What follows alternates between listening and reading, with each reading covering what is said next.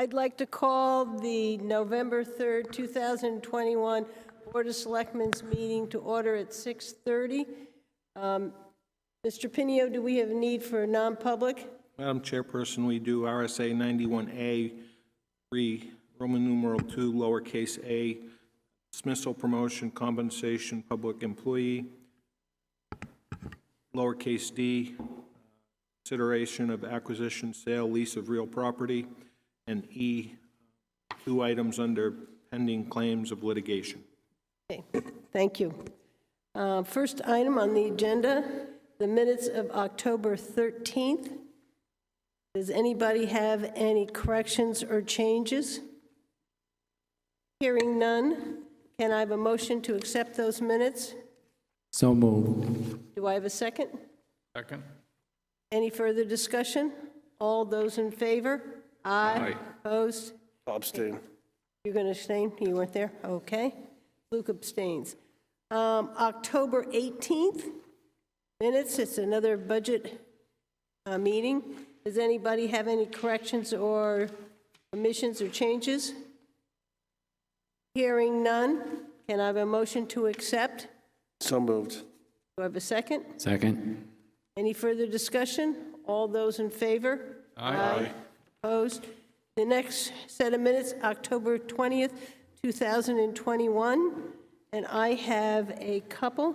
On the first page, above the motion of the paragraph, it says on page 6, it's correcting. I would like at the end of that sentence to say, Luke stepped down from discussion. I think that should be very clear, Luke, don't you? Yes. Thank you. And on page 4, and we're talking about the appointment of the for a treasurer, and it is John Bird, not John McDonald. So McDonald needs to be changed to Bird. Does anybody else have any other questions? Madam Chair, Yes? on page 7, Yep. very top, says we met with Alan Carey. It should be Alana, and Kari is spelled K-A-R-I. Okay. And then there's a number of paragraphs below that where it talks where it has the acronym for Friends of Libby Museum, the FOLM. It was just written in there FOL. I think we should Okay. probably have FOLM Yep. on a number of times just down through that page there. Okay. Anybody else have any other corrections or changes? Hearing none, can I have a motion to accept as amended? So move. Do I have a second? Second. Any further discussion? Hearing none. All those in favor? Aye. Aye. Opposed? Righty. I'll open up the first public hearing. It's the Wolfeboro Board of Selectmen will hold a public hearing on Wednesday, November 3rd, 2021 at approximately 6:30 p.m. in the Great Hall of the Wolfeboro Town Hall for the acceptance of unanticipated funds for amount awarded that is less than $5,000 in accordance with RSA 31:95-B to accept a donation of a Trek bench from the Wolfeboro Lions Club to be put at Foss Field. Is there anybody here in the audience who'd like to speak to this? Come on up to the microphone and state your name for the record. Evening. My name is Nancy Askew. I'm president of the Lions Club. This Trex bench, we did a community service program because of all of our fund, our raising for the funds was canceled last year. So we figured, well, do a community service program. At the same time, Trex came out with a project that they wanted to do, where if a club, organization, school would collect 500 pounds of soft plastic, not hard, soft. And we thought that was great because it wasn't going into the landfill. The transfer station wasn't saving plastic. They were putting it in the landfill. So we started. The program ran from January to June. We started in April, and we collected 535 pounds of soft plastic. That's 68 50-gallon bags of plastic. This plastic, 75 of these, 1 pound. So that gives you an idea how much we saved. And we decided, you know, our club, that maybe we could donate it to the Wolfeboro town, either the library, which is putting in a new garden, or Force Field, either pickleball or the tennis courts. And we were wondering if you would like it. Thank you. Is there anybody else here who would like to speak to this bench, this public hearing? Hearing none, I'll close the public hearing. Board members?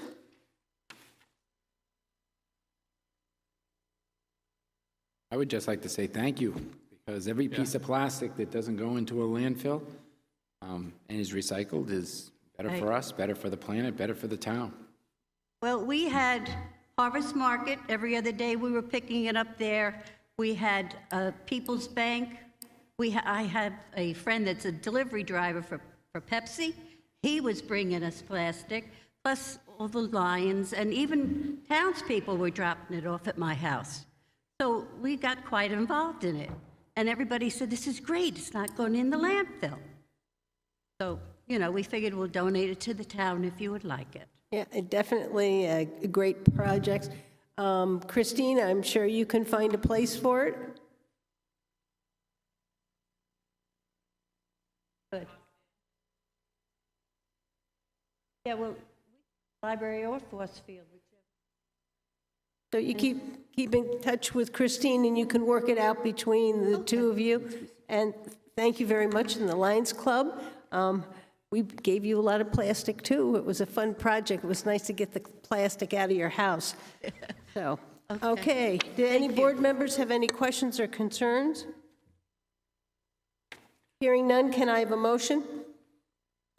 I'll make the motion, move to accept a donation of a Trex bench that is valued at $350 in accordance with RSA 31:95-B to be placed in coordination with with Christine at Parks and Rec.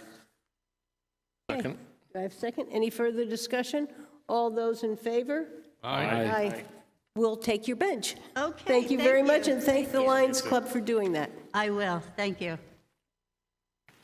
All righty, I'll open up the next public hearing. The Wolfeboro Board of Selectmen will hold a public hearing on Wednesday, November 3rd, 2021, at approximately 6:30 p.m.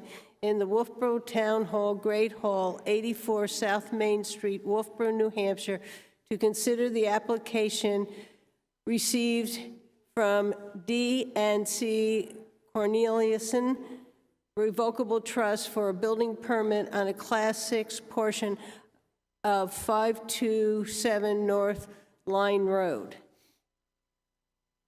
Jim, are you going to take this, or shall I ask for the applicant? I'll kick this off. So if you recall, a couple months back, Mr. Corlison came in front of us with Wolfeboro Municipal Electric requesting to extend power to that location. In conversations, they also would like to look into designing a septic system with an engineering firm, have a well installed, and do some work in the house, which would include plumbing, septic, water, and potentially creating a small pre-season room over the existing part of a open cellar hole, which is connected to the existing camp. This did go in front of the planning board. I will read what the feedback that we received from the planning board was. Planning board comment, Class 6 waiver, North Line Road, town tax map 052/004. At their November 2nd, 2021 planning board meeting, the board discussed the proposed RSA 67141 waiver requested submitted for the Selectmen consideration for 227 North Line Road, tax map 052004. The board made several comments related to multiple sections of the 2019 master plan that discouraged further development on Class 6 roads. One member even recalled a past memo from the Board of Selectmen also discouraging development on Class 6 roads. While the majority of the planning board was generally not supportive of the waiver request, there were at least 2 members who did not agree with the expressed majority opinion. Respectfully submitted, Kathy Barnard, Chair of the Planning Board. This particular project does not have a terrible impact on our infrastructure, being emergency response, that police, fire. It's not maintained by the highway, and it's simply some minimal upgrades to an existing structure. It's not a large upgrade to the structure. I believe the representative from the trust is here to be able to speak and answer any questions that you may have. Anybody want to come up speak from the trust?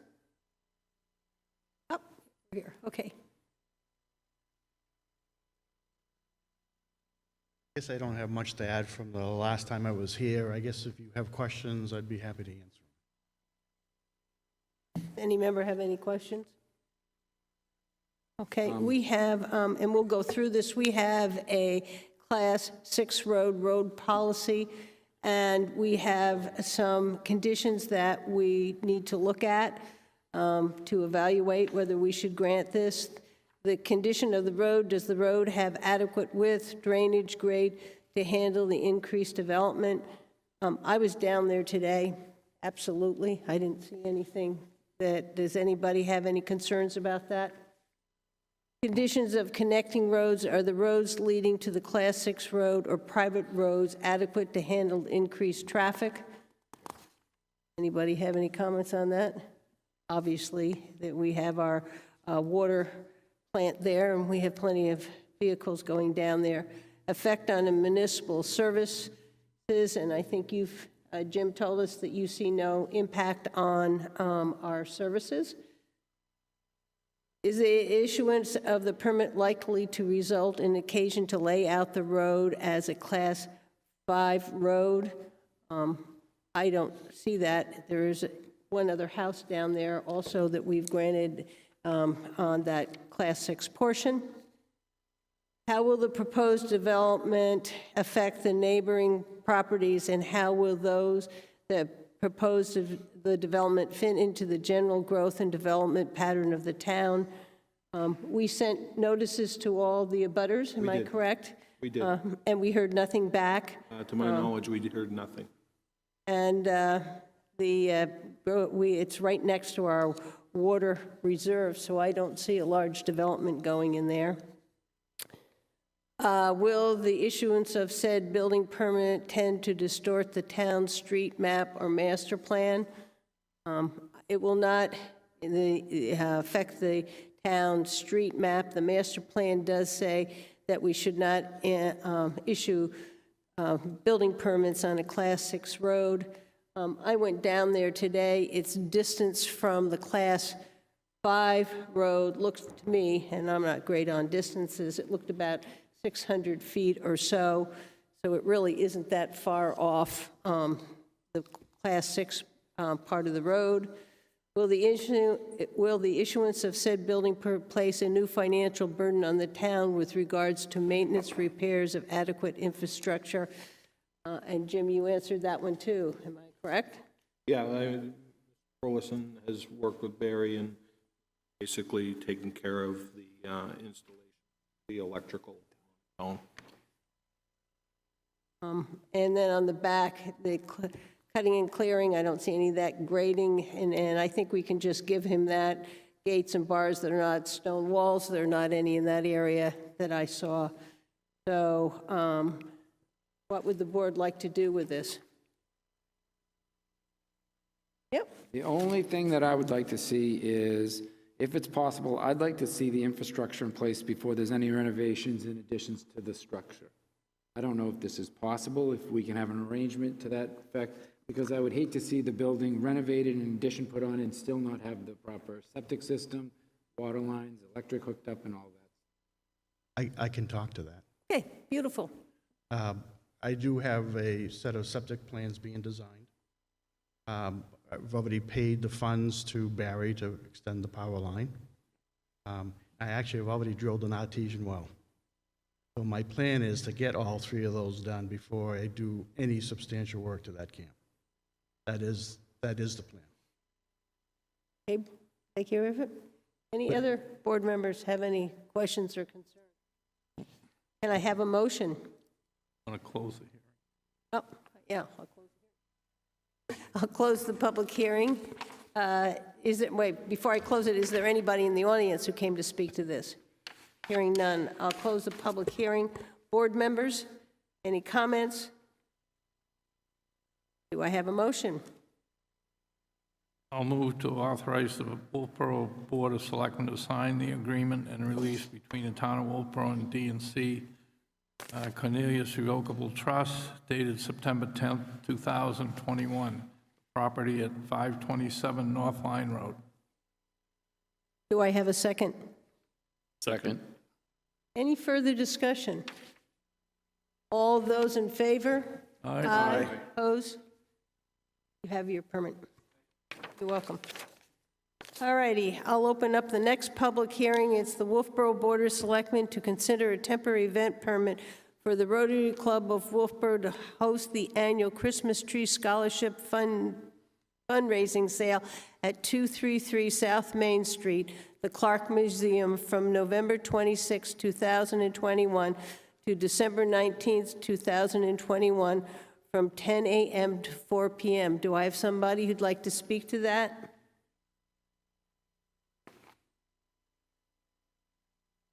Good evening. I'm Zachary Porter. I'm a club member and a board member with the Wolfeboro Rotary Club.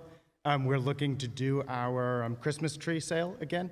Our aim would be to sell 350 live native New Hampshire Christmas trees. We've been doing this for a really long time, and we always get wonderful feedback from folks, many of whom have been buying their tree from us for years, and people repeatedly say how happy they are with the quality of the trees, the experience of buying the trees, and most importantly, the opportunity to support local youth through the purchase of their Christmas tree. The money goes towards our scholarships that we offer to seniors at Kingswood and Brewster Academy. Last year, we proudly provided 14 $1,000 scholarships, 13 of those to Kingswood students and 1 to a student who graduated Brewster in 2021. And I'll just note that our seniors at both schools here in town have had 3 out of their 4 high school years impacted greatly by this pandemic. So for that reason, I have a lot of sympathy, and I'm extra excited to reward those students who have shown themselves to be strong leaders and devoted to community service, and really impressive and promising goals for their future. And those are kind of the 3 things that we look for the scholarships with the Rotary Club. But first, we'd need to make that money by selling Christmas trees, and I'm happy to answer any questions about that. Is there anybody in the audience who would like to speak to this public hearing? Hearing none, I'll close the public hearing. Board members, do any of you have any questions for Zach? It's very nice that the Rotary gives that money and scholarships to our seniors. That's important. Madam I'd like to make a Chairperson, I do motion. have one statement that we should probably tie in with this. If there's no snow on the ground, will you please coordinate with the fire department to get a burn permit? You usually have a small campfire there to stay warm. If you can just coordinate that with the fire department, that would be great. We absolutely will. Thank you. I'd like to make a motion, Linda. What? I'd like to make a motion. Go right ahead. Move to approve a temporary event permit for the Rotary Club of Wolfeboro to hold an event of ornamental and quiet character for restful purposes, at which time they will host the annual Christmas Tree Scholarship Fundraising Sale at 233 South Main Street, the Clark Museum, from November 26, 2021 to December 19, 2021, from 10 a.m. to 4 p.m. Second that. Second. Any further discussion? Hearing none, all those in favor? Aye. Opposed? You have your permit. Thank you. Welcome. I'll open up the next public hearing is the Wolfeboro Board of Selectmen to consider a temporary event permit for a tri-track event to hold a triathlon at Albee Beach and the Nick on July 30th, 2022, from 5:30 a.m. to 12:30 p.m. with a setup the day before. Is there anybody here who'd like to speak to this? Good evening. Vincent Vaccaro, TriTech Events. What I'm asking permission to do is to use Albee Beach as the swim area for the start of a triathlon. Triathlon consists of swim, bike, and run. The parking area of Albee Beach will be used as a transition area where the athletes will put their bicycles. They come out of the water. Then they would go to their bicycles. From there, they would bike out on the roads of 28 heading out of town onto Governor Northward's Highway and back in. From there, they would put their bikes back in the rack and go on a run utilizing the bike path. I have spoken with Christine from the Recreation Department, and from there, I've also talked to the captain from the fire department, setting up plans with both of those, as well as the fire department setting up temporary plans. I would use lifeguards from the town if available, and pay them separately for that. The setup would be Friday during the day. It would not affect use of the beach itself. It will affect the parking area because that's where the main setup is to put the bike racks in there. The following day on Saturday, the swim in the morning will be totally, completely done by 9 a.m. And then after that particular point in time, the beach can be open to any of your residents utilizing the beach. Parking lot would be used still for the bike racks. But what I have done is had a conversation with Holly at the Nick and tentatively reserved, if permission's granted, parking availability for town residents on Friday while we're doing the setup, and then again on Saturday to use their facility as the finish line area, post-race event, award ceremony, things of that nature. The event is not run by just the TriTech staff. The event uses a large amount of volunteers, and what I would do is to reach out to any and all local town organizations that are considered nonprofit, groups of 6 or more. I will donate to them $200. These people will direct, maybe they'll hand out water cups, maybe they'll just pick up water cups, possibly direct athletes as to go. We'll be utilizing the police department. Tentatively, we have 3 different areas where we've decided that we would like to have police to help with the safety issues between pedestrian crossings, bike crossings, runner-athlete crossings. That has also been handled. On the waterfront, in addition to the lifeguards, there would be a team of kayakers out there to help assist any swimmers that would be in trouble. And then again, speaking with the fire chief, we would have their boat in the water with a EMT as well as a device on that boat in the event it's necessary.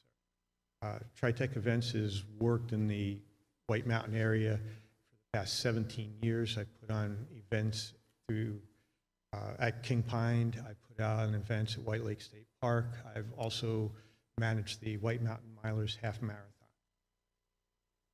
Is there anybody in the audience who'd like to speak to this permit? Hearing none, I'll close the public hearing. We've got a couple of issues here. First one, you really need to find a nonprofit to sponsor you. Our temporary event ordinance says an outdoor function lasting for a limited time, open to the general public and sponsored and organized by a nonprofit group. So you've got to find, you're going to try to get volunteers, we're going to need you to resubmit it and get that nonprofit to sponsor the event, and then that part of it is taken care of to meet the town regulations. Okay. Okay? The other issue is the parking lot. The way we control people going to the beach in the town of Wolfeboro is having a parking sticker to get into the beach. So if the parking lot is closed down on Friday and Saturday, that means that no local residents are going to be able to use the beach. So that is a big issue. I don't know. I was thinking about that, and I've been thinking about it for a while. I was wondering if he could utilize Molly the trolley to move people for the race back and forth, and then make an arrangement with the Nick to park their vehicles over in the Nick or someplace. It's not. He's going to have his bicycle racks in the parking lot. That's the issue. You know, if we could find another spot for it, because that is the way we control who's at the beach. So that's and you're taking Friday and you're taking Saturday, and I don't think the public is going to be pleased with that. I couldn't support that. If you could find another place for those bicycles, that would be something else, but I don't know. Other board members? Well, the only thing I noticed was from Tom, maybe you've straightened it out, but there was some information from Tom here that hadn't been completed. Yeah,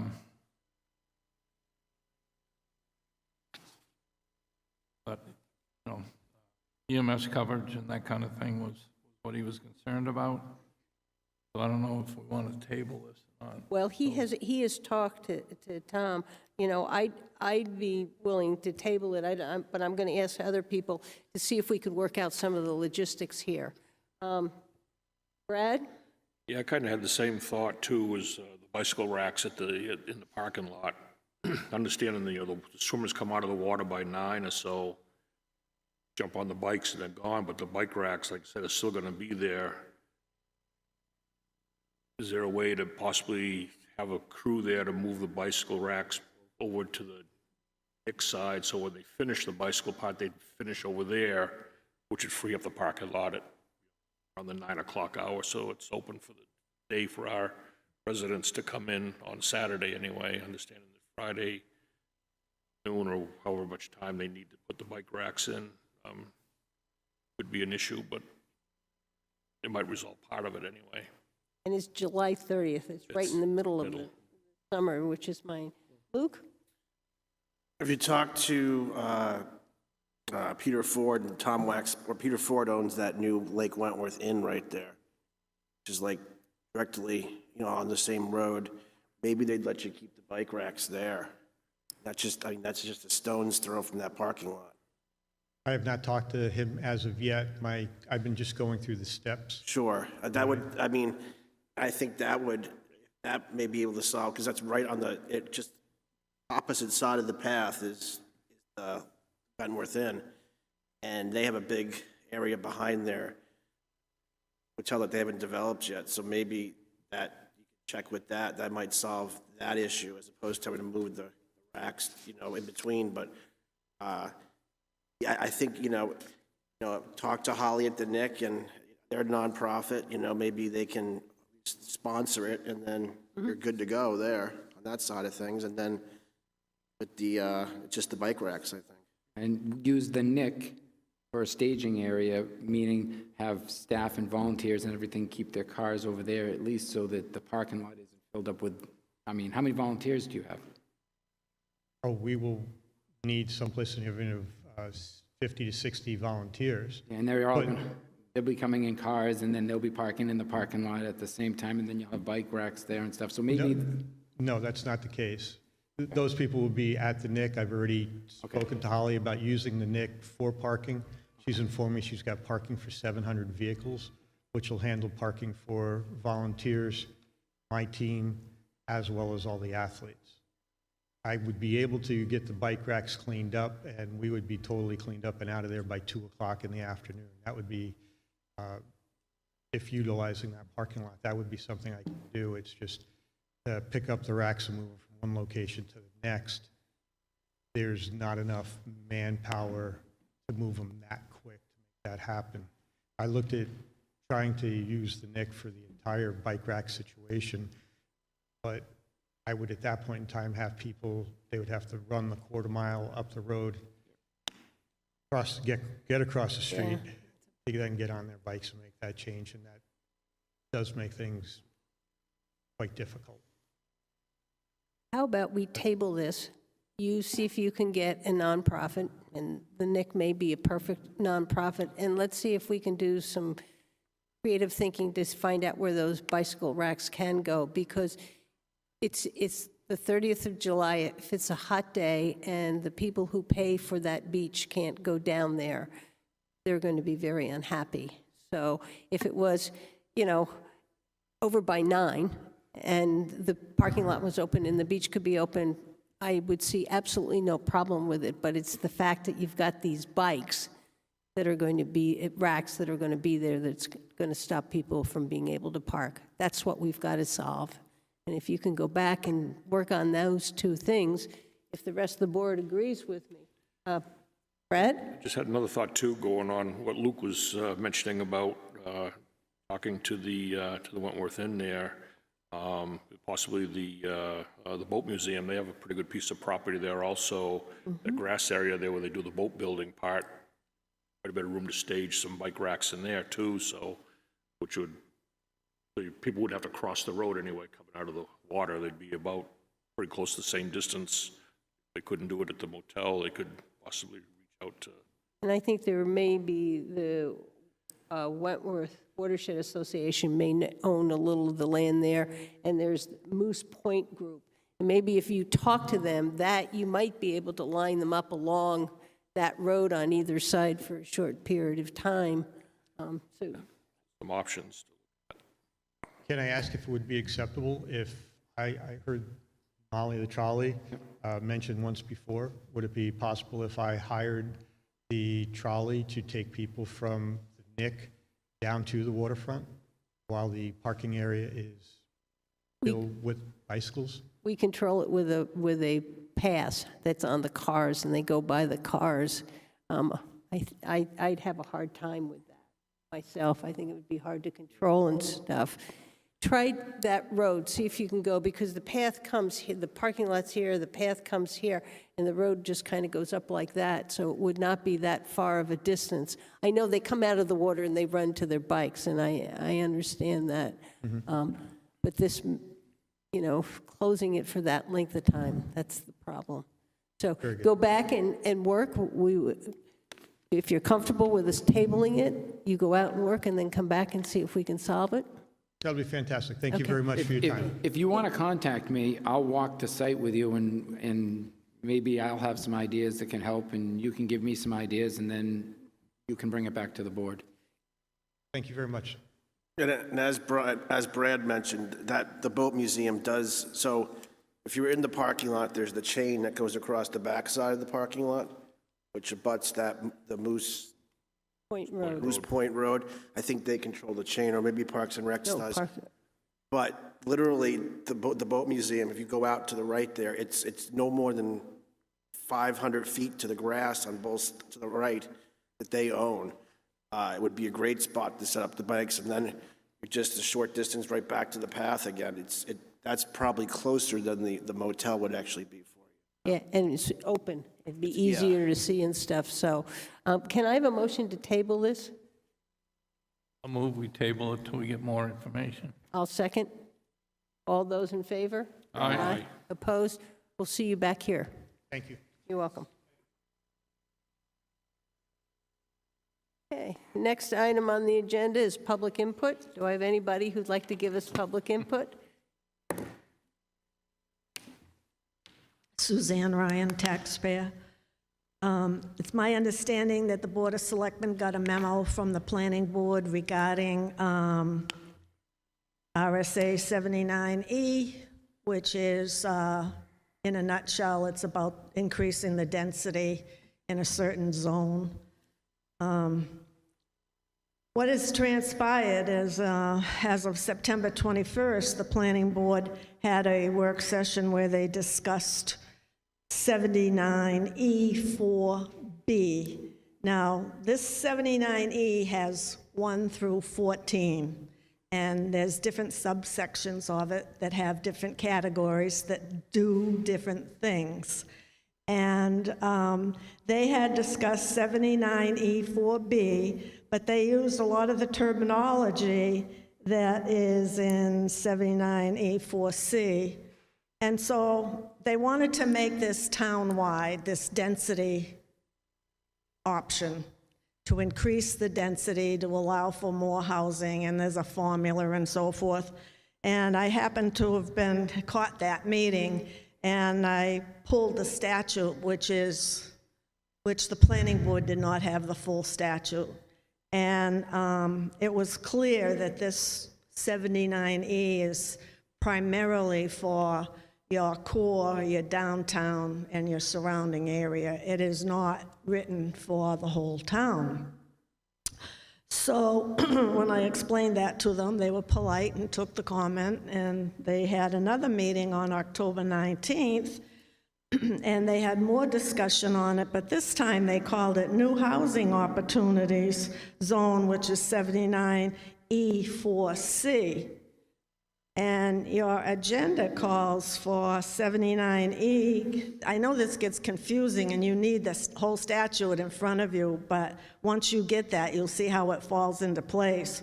But the agenda calls for 79E, and it doesn't give a specific subsection, but it is Community Revitalization Tax Relief Incentive, and that is E3. So the long and short of it is, the Planning Board didn't have the materials that they really needed to do an in-depth analysis to support whichever one of these that they were trying to do. And it was hypothetical, it was suggestions, and it was maybe, and if we do this and do it here and do it this way, but they did not have the maps laid out in front of them of the areas they were talking about. They did not have building sites available. They didn't have the maps where water and sewer goes, and available lands and available structures that could be expanded upon to allow more density. And so they ended up, at any rate, deciding to send a memo to you to support this, because it's only through the Board of Selectmen can the tax incentive relief be given. And it has to go on the ballot as well. And we did vote for such a thing in 2016, and that was 79E2 Roman 2. And that was for historic structures in the Community Revitalization Tax Relief Incentive Program. So we've got a piece of it, but we don't have what they're proposing.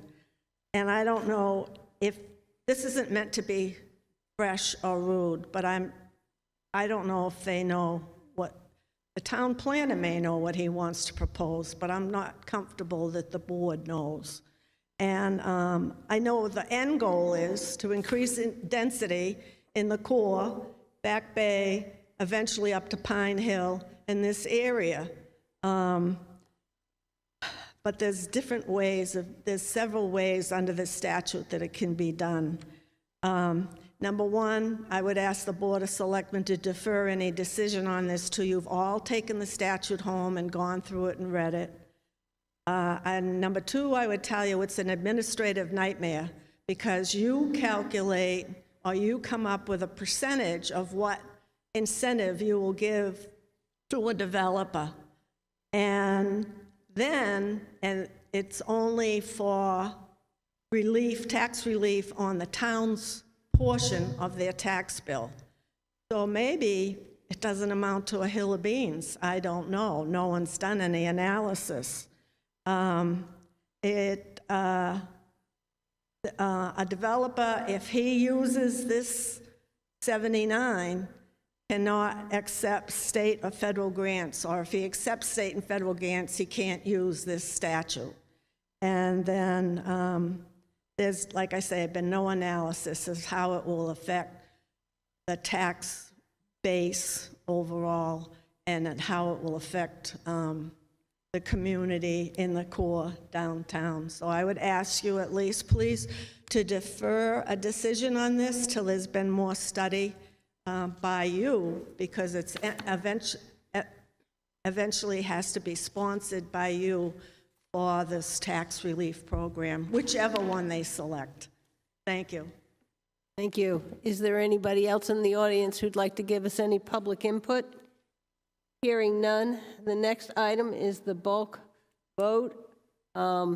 Manifest the week of October 22nd was $380,564.33. October 29th was $238,522.20. Current use application, we have 3 of them.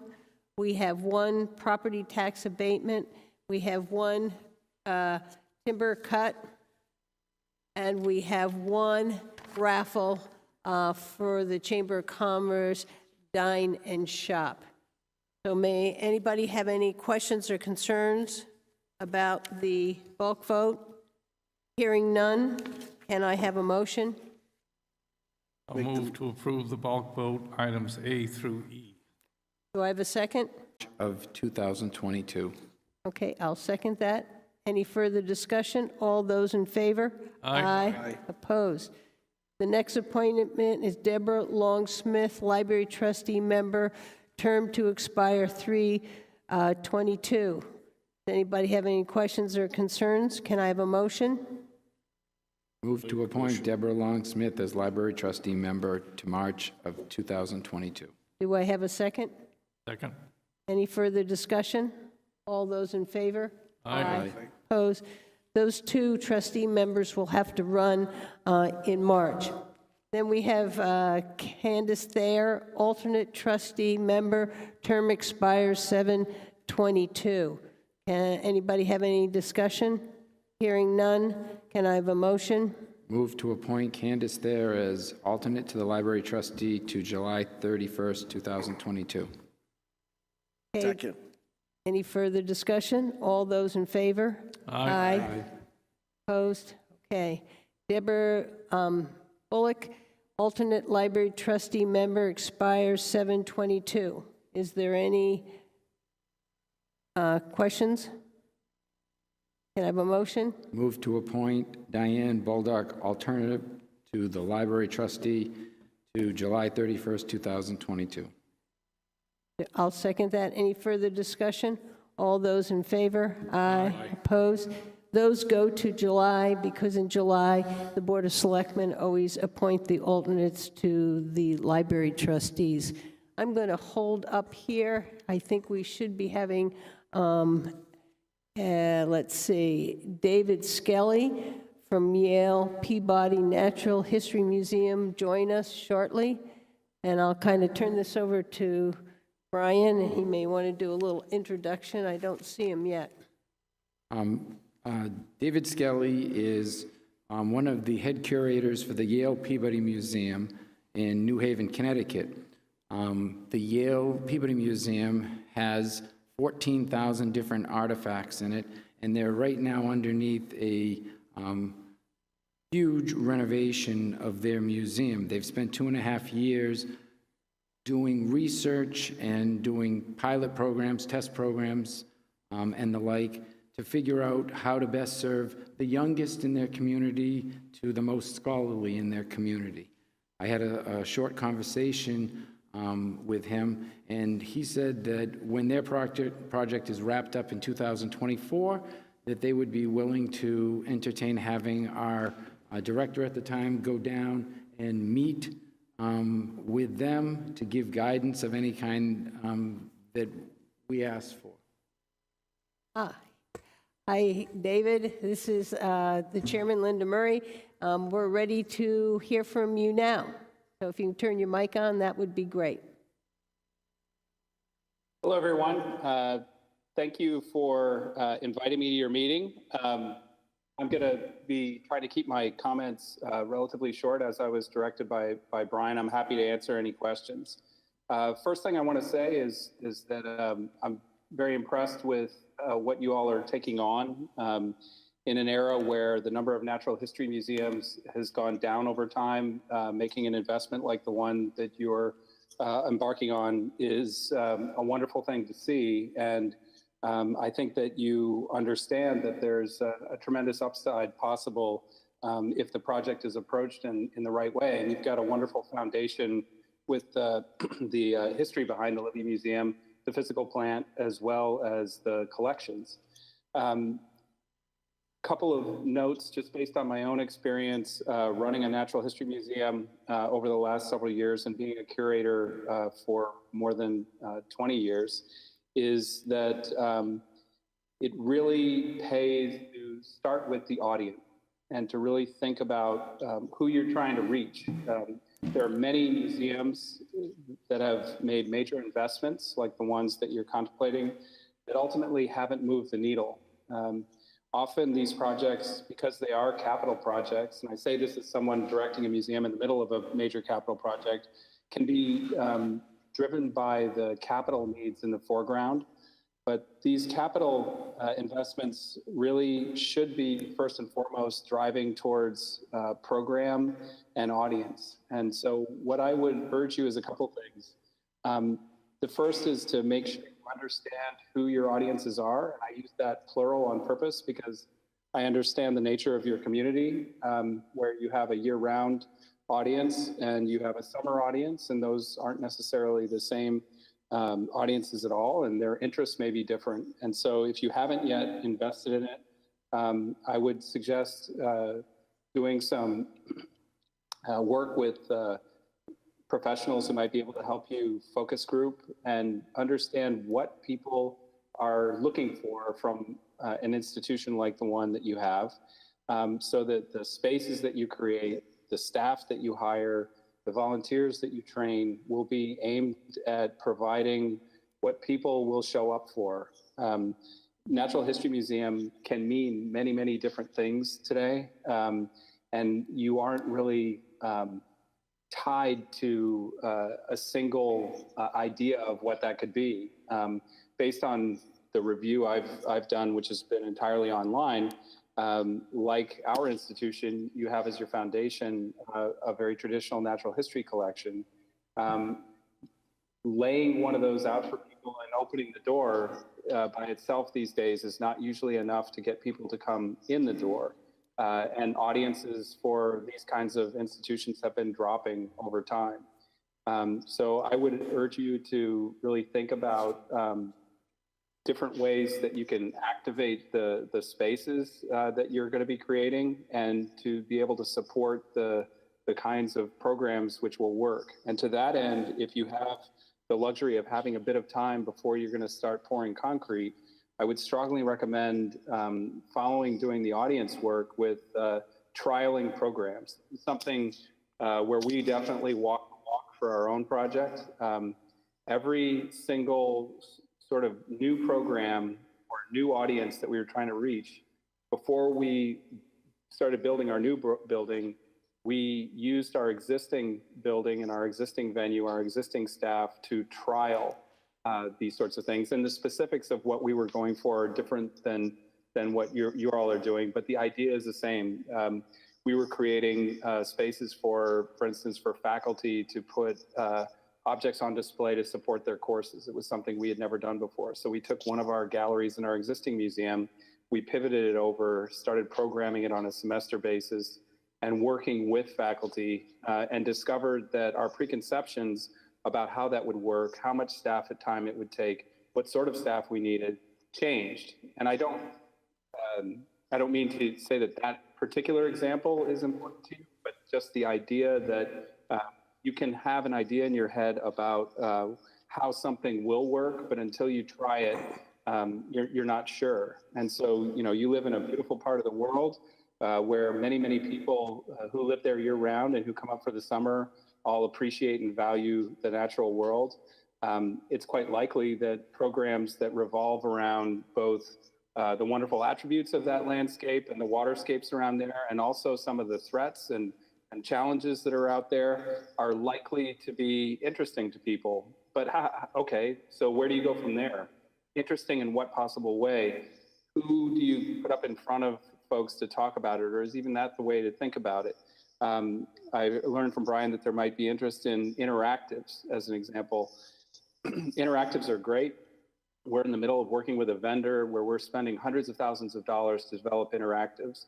But what I can tell you is museum interactives have a very tough row to hoe these days, because our audience, particularly younger people, are used to working with programs where people didn't spend hundreds of thousands of dollars to develop them. They've spent millions or more than millions, hundreds of millions of dollars.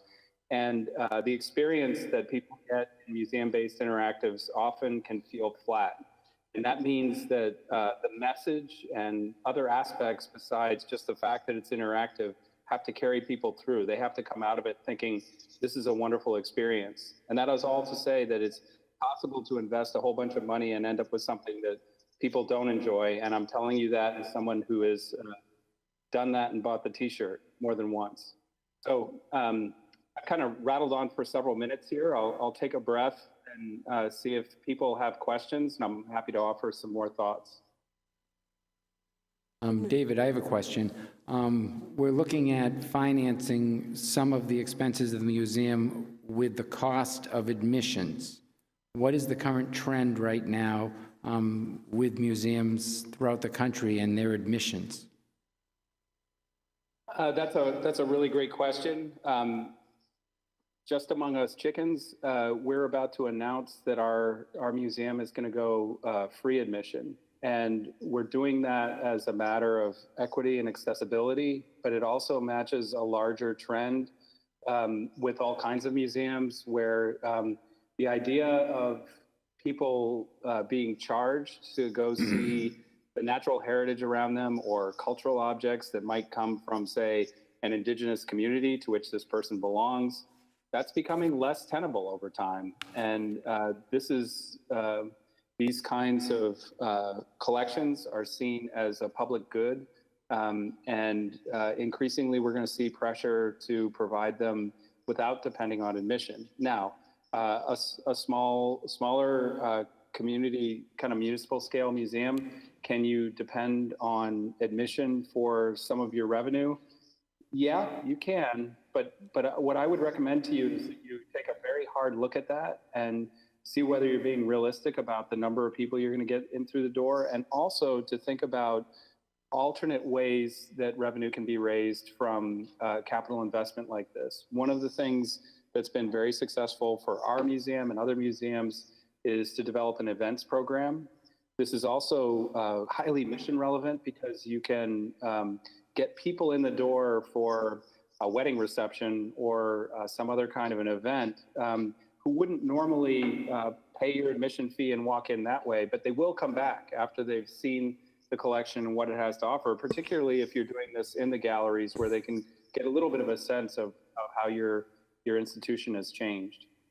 So I guess the watchword is to be very careful about making long-term projections about depending on admission. Having said that, one of the reasons I'm sure you all are contemplating this project is to get more people engaged with the museum, and that absolutely should be your goal. But I think you need to be eyes open about how much of a difference that can make for the kind of museum where your admission fee is probably going to be relatively modest. I have a question. How much money a year do you have to raise? And do you do that by fundraising, or do you have an endowment that gives you that revenue? Good question. Our museum, so we're part of Yale University. We were founded over 150 years ago with an endowment that established the museum, and we've added to that since then. Having said that, And our museum, before we closed, we're currently closed for renovation and we'll be reopening in a few years. Before we closed, we were having on the order of about 150,000 visitors per year. And 2/3 of our budget, our annual operating budget, was coming from the university as an allocation. So that's, even though we had admission revenue, we had event revenue, we had endowments, gifts that were coming in, we were floating about 1/3 of our boat, and about 2/3 of it is coming from the university. Now, the difference between our museum and yours is that the exhibit museum, the public-oriented part, is a tip of a very large iceberg. We have over 14 million objects in our collection, and the primary mission of our museum is to support research and teaching by Yale faculty and students. And so that is the justification that the university uses to subvent our overall operation. That they're supporting their core mission, and the public museum kind of rides on top of that. Thank you. Other board members have any questions? Do you see challenges at other small museums, or have you been to other small museums, whether they're natural history or others, in either the New England geographic area or other places in the country? There's definitely challenges in the natural history world, for sure. I think that was Brian who just spoke, and Brian and I talked about some collections that you've become aware of that are basically up for grabs, and that's a nationwide phenomenon. Natural history collections have great value scientifically, historically, but they, with exceptions, have very little economic value, and they come with costs. So, you know, it can take pennies or no money to acquire a collection, and then many dollars to steward it correctly. And so thinking about where this world is headed, there's a kind of a great coagulation going on. Our museum has swallowed literally many other museums. Princeton got out of the museum game in the 1980s. We have Princeton's museum, we have Dartmouth's museum inside of our museum. And those were strategic acquisitions. They were not economic propositions. The universities in question donated them to us, and then we took on the obligation of caring for those in perpetuity.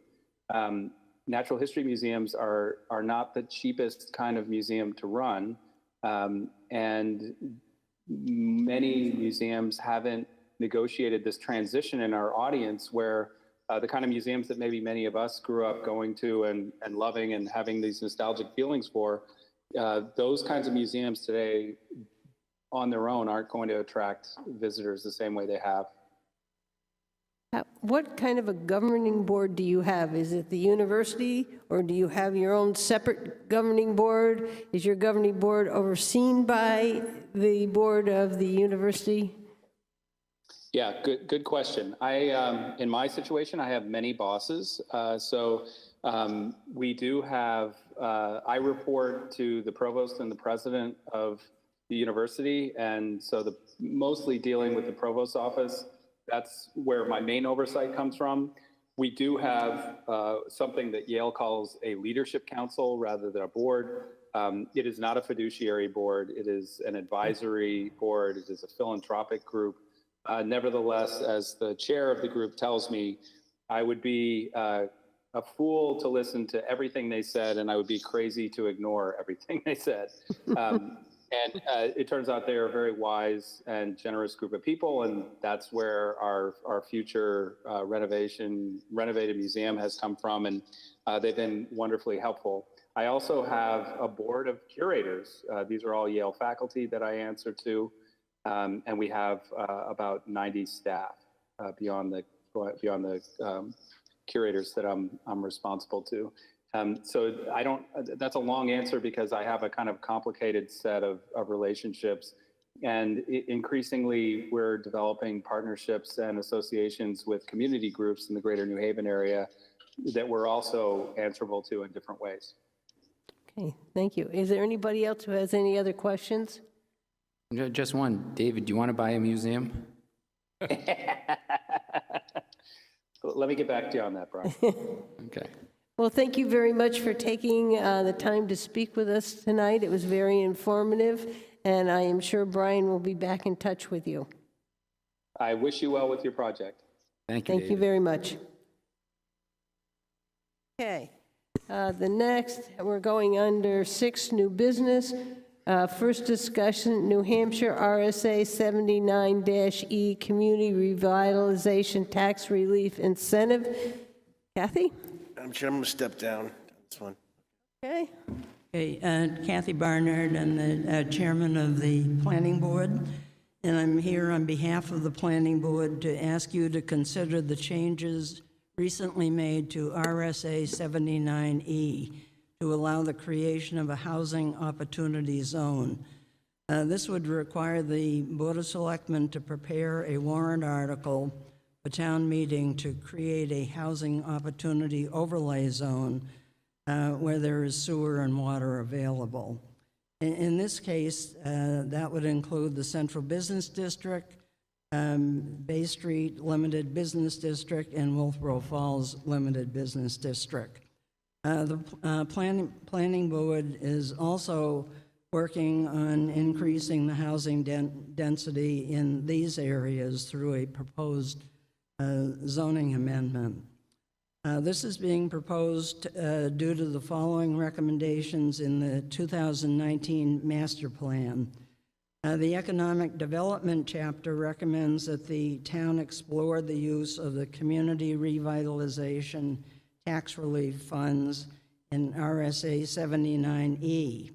The Housing Chapter recommends the town review and consider increasing the residential density requirements for a variety of housing types in areas with sewer and water. The future land use chapter recommends where sewer and water are available, higher density housing should be considered. If you decide that it's in the best interest of the town to move ahead and prepare a town warrant, the planning board would be willing and happy to work to help in any way possible. This seems like a good idea for an opportunity to address the housing needs in Wolfeboro. Tavis and I here to, if you have any questions, we'll be glad to answer them, and thank you. You. Board members? Dave? I have a couple of questions. One is, I'm assuming when I read this, that this deals with buildings that are at least 40 years old. It doesn't say anything about new buildings. So, and we've had that in our ordinance for many years, that we can have as many as 4 units if it's on water and sewer. That's part of our ordinance now, if I'm not mistaken. Yep. So my concern would be, looks like it deals with on water and sewer. So that's going to, look at it from a town standpoint, that shrinks that area right down to basically here. So I think we already have that, from my perspective. And it doesn't include any new buildings, and I don't think that's right. If we have somebody who has a lot that is on water and sewer, they can't build new buildings, 4 units or less. At least the way I read this, you can't do that. Like, for instance, Harriman Hill. That was designed, and I can't remember all the aspects of how that was approved, but we wouldn't be able to do that today, according to this. That's what I read, unless I'm wrong. But this deals with buildings 40 years old or older. A lot of the buildings around here certainly meet that criteria, sure. But I think we already have that. So I'm not sure that I'm in total agreement yet with this adoption, because it doesn't deal with new buildings. I think that's wrong. But again, the area you're talking about, I certainly know that lot of the buildings are over 40 years old, there's no question, so I think we already have that in place. I don't know why we have to adopt this as well. One of my concerns. Travis, do you have something you want to say? I do. Okay, go ahead. I believe Wolfeboro may have something similar. If Wolfeboro adopted what you believe it says right now already, it was arguably illegal, because this just became legal in June of this year. I know which way That's you're only, looking. that's only tax incentive we're talking about here, the other, Right. you know. Correct. Okay, so let's not get into something else. Typically, 79E is used as a municipal tool to preserve existing building stock.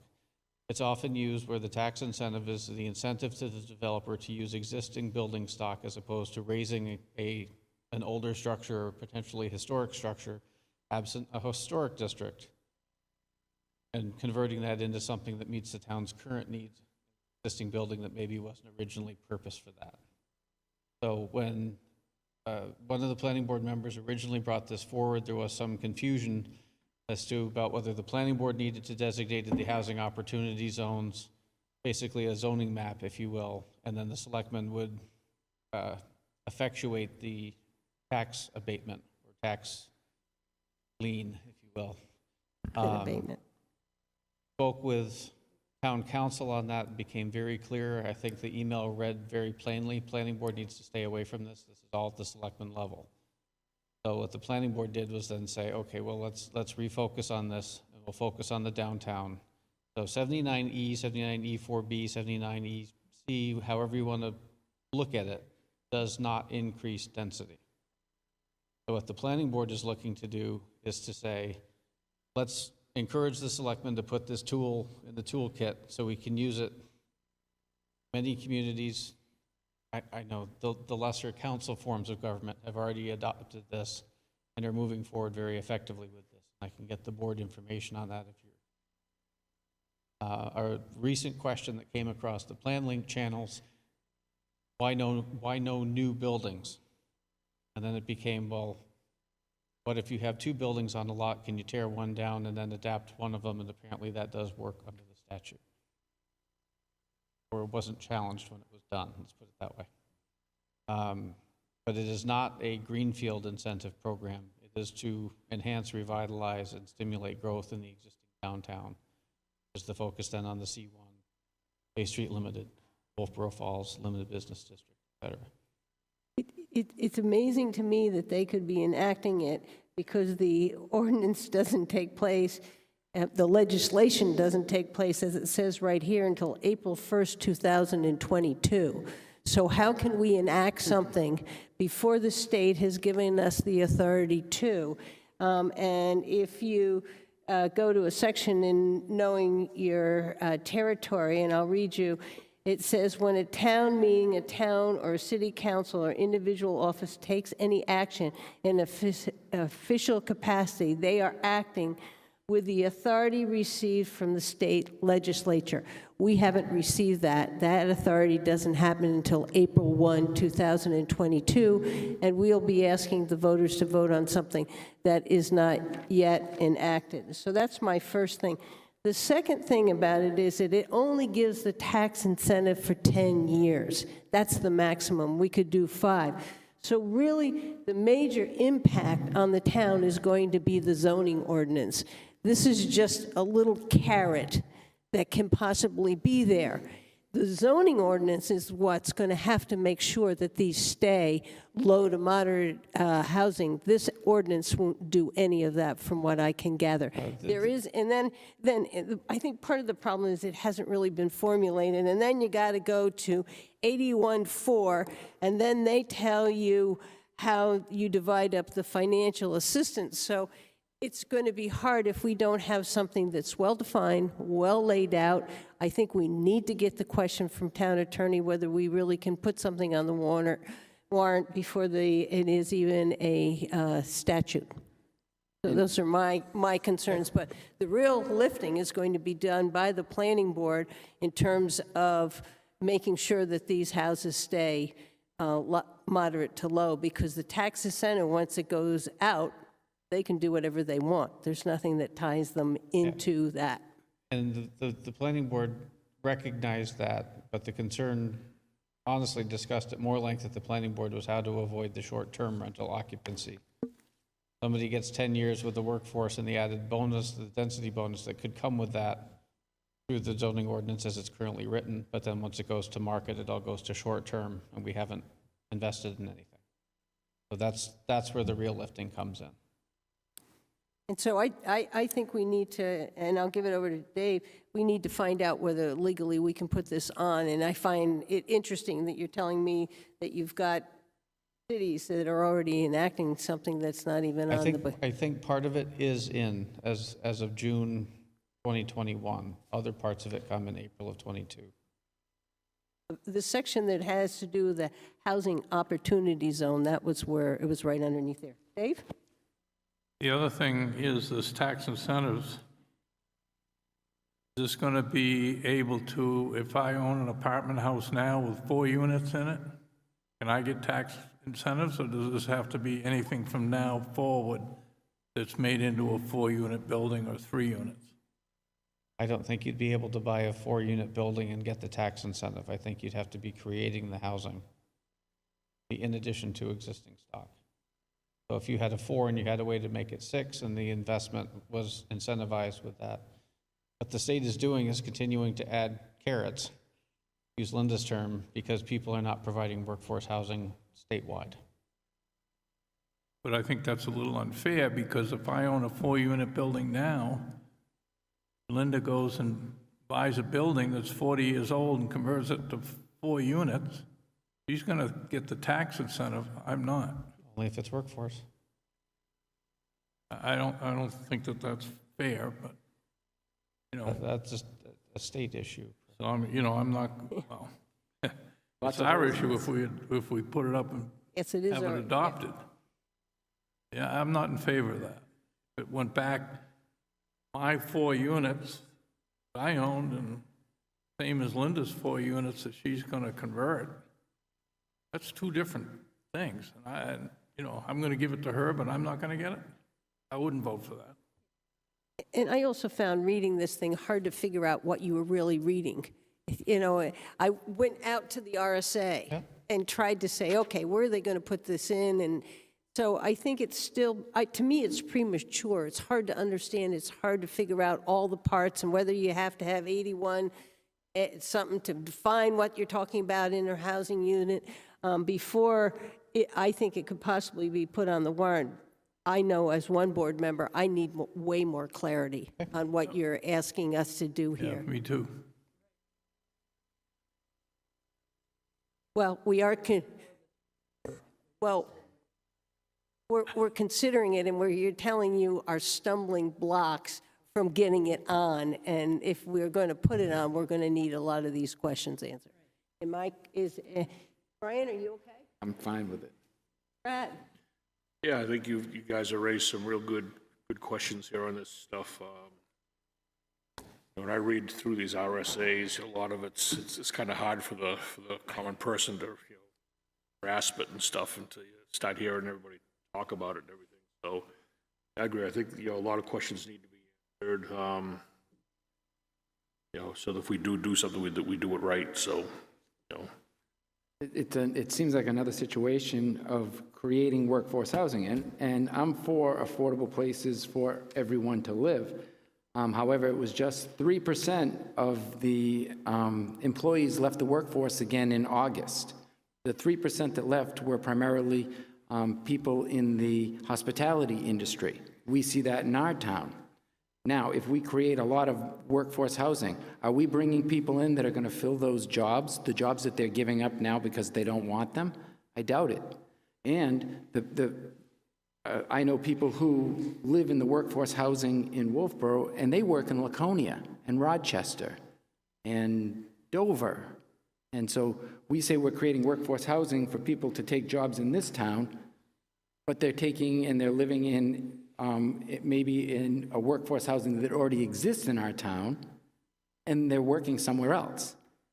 So this has to be a plan that actually works for people who want to live here and work here. I don't know if you'll be able to regulate that. I don't know if you'll be able to encourage workforce housing with the stipulation they have to work in the town they're living. No, you won't be able to, but I'm just saying that's, everybody thinks that's the magic. We're gonna make a lot of workforce housing, and everybody's gonna have, Garwood's gonna be filled with new employees, and we're gonna have employees filling Dunkin' Donuts, and all the contractors will have more plumbers and electricians, and everybody's gonna be happy. Not that easy. Any more advice for them? We'll work on the stumbling blocks and come back. Okay, we'll be glad to see you again. Okay.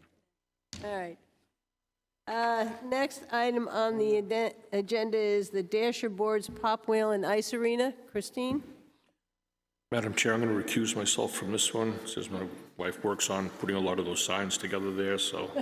Okay, see you later. We're having a hard time keeping us all here today. So I have been working with Tom Roberts and Victor Druin, who are part of the Friends of Pop Whalen. Part of the plan for the expansion and upgrade is to have a business plan. So we sat down to discuss our dasher rates.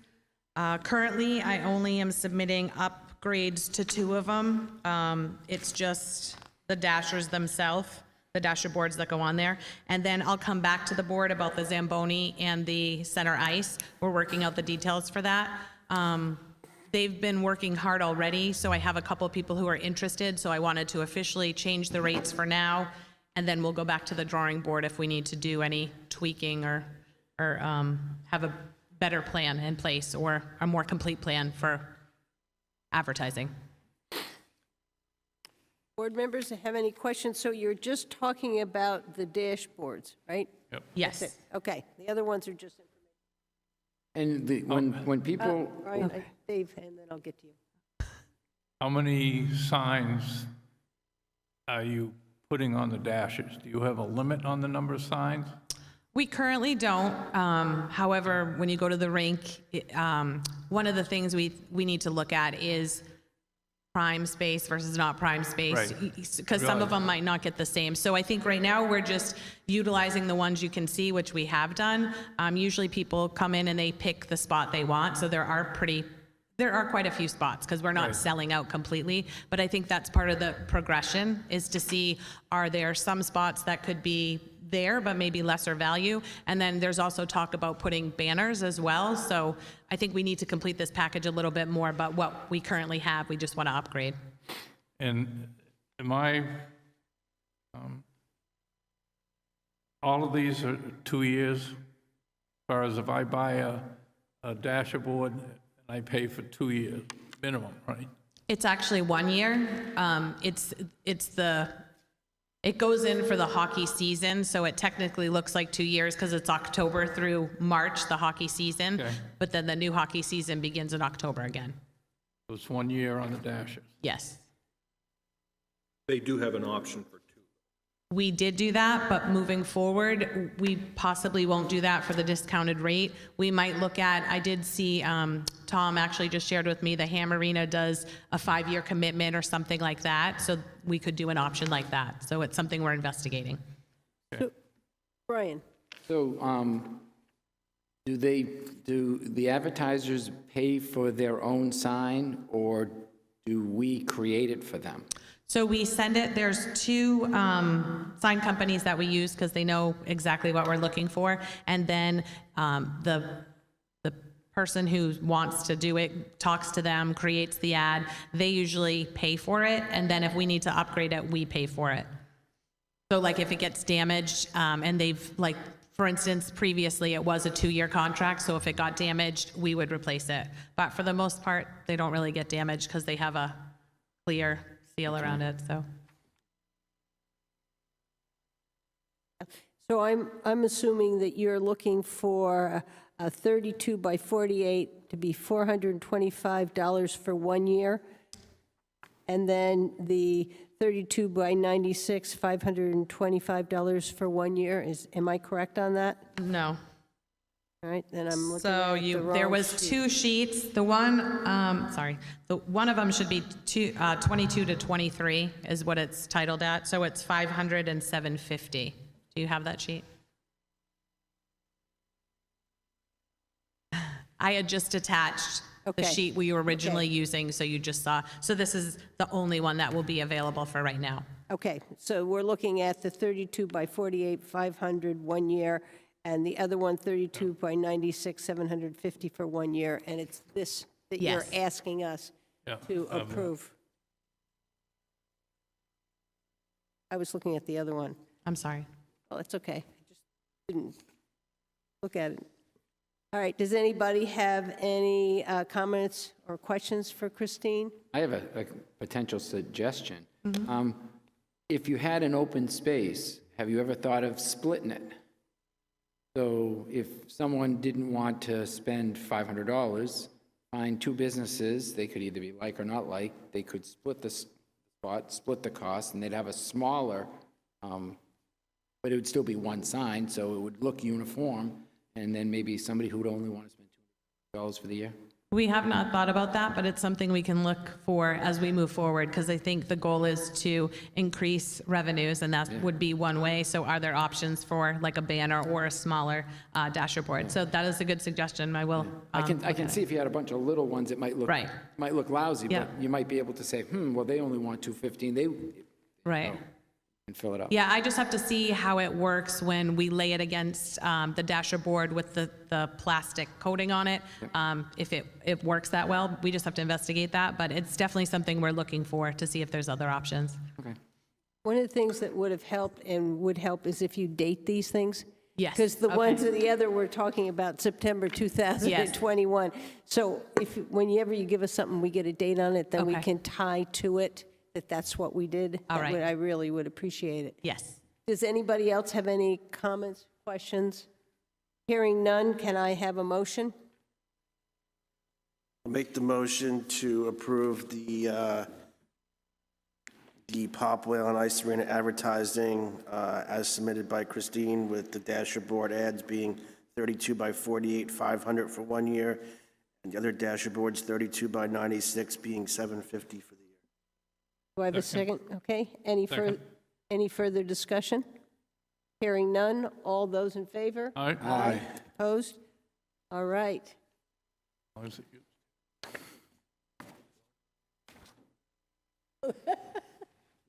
Okay. I don't think we can do that. I don't think so. Number C, assessing contract 2022 to 2026. Jim? So the assessing contract has been gone through by the successful bidder. The recommendations from legal counsel have been implemented into the agreement, and we should be all set to go ahead and sign this. So we will have an assessor through December 31, 2026.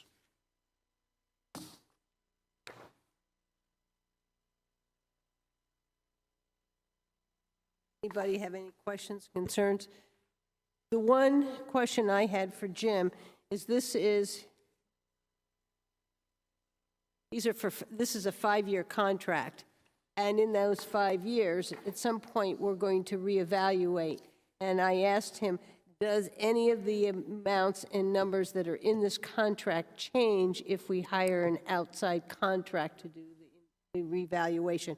Will they still do the cyclical update? Yeah, so the last contract cycle, we did not do the cyclical update because we did the complete revaluation. So it would be my impression going forward that that's exactly what would happen, but I can get further clarification from Todd. But I would think that that would have to be in the contract. In the contract. Because I don't want to sign and say we're going to pay him that if that's not going to be the case, and what year that's going to be, or... Let me work that out.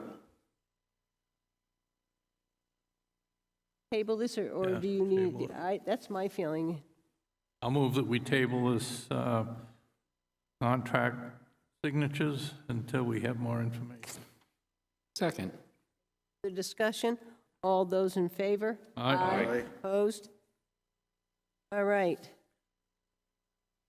2022 operating budget.